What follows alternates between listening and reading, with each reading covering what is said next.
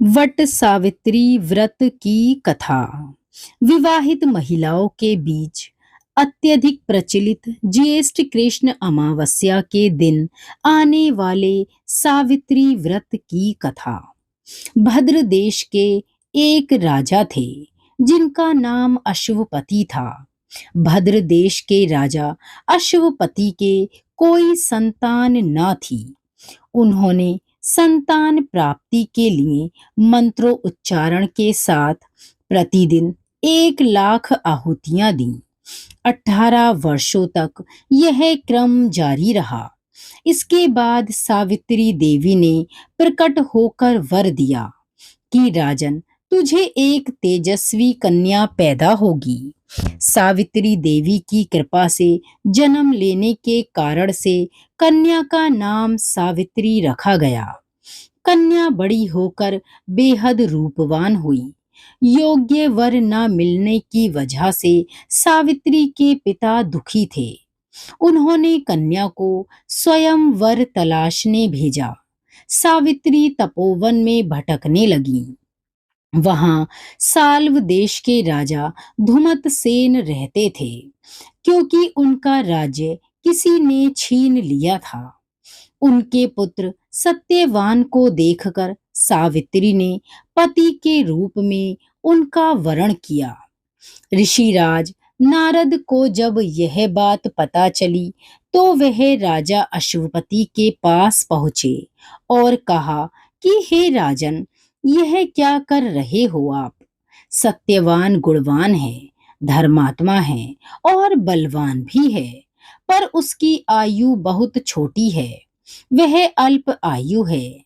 1 वर्ष के बाद उसकी मृत्यु हो जाएगी। ऋषिराज नारद की बात सुनकर राजा अश्वपति घोर चिंता में डूब गए। सावित्री ने उनसे कारण पूछा तो राजा ने कहा, पुत्री, तुमने जिस राजकुमार को अपने वर के रूप में चुना है वह अल्प आयु है। तुम्हें किसी और को अपना जीवन साथी बनाना चाहिए।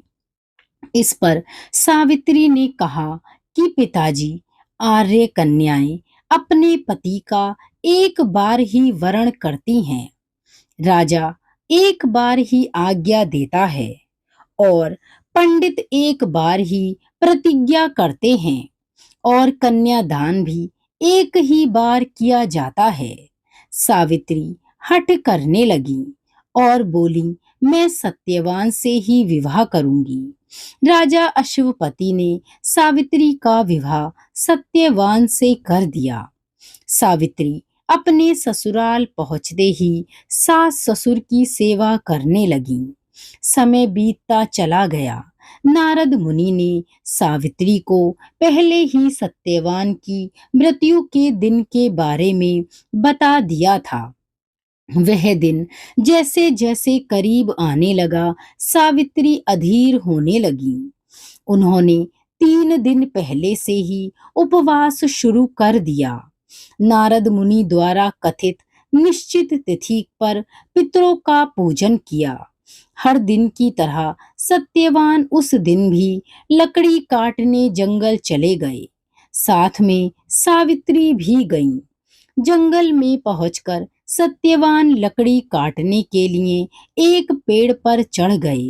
तभी उसके सिर में तेज दर्द होने लगा। दर्द से व्याकुल सत्यवान पेड़ से नीचे उतर गए। सावित्री अपना भविष्य समझ गईं।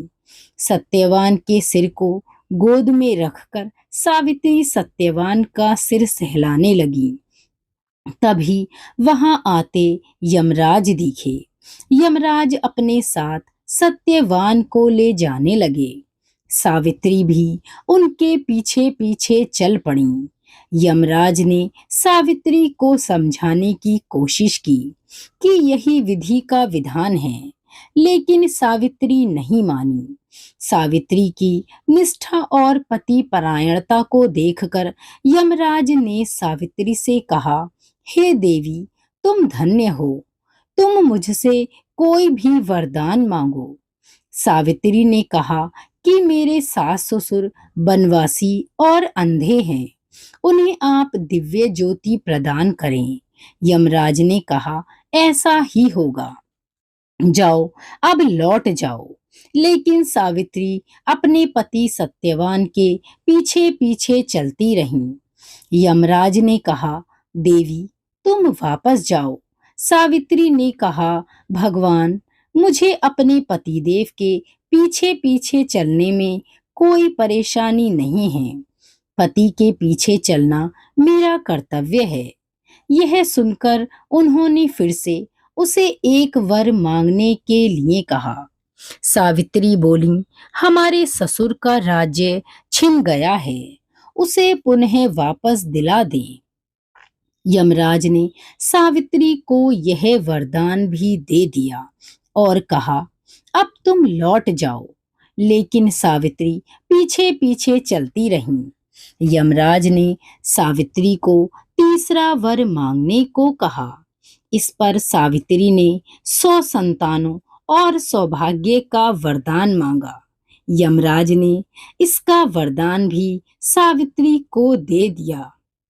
सावित्री ने यमराज से कहा कि प्रभु, मैं एक पतिव्रता पत्नी हूँ और आपने मुझे पुत्रवती होने का आशीर्वाद दिया है। यह सुनकर यमराज को सत्यवान के प्राण छोड़ने पड़े। यमराज अंतर ध्यान हो गए और सावित्री उसी वट वृक्ष के पास आईं, जहां उसके पति का मृत शरीर पड़ा था।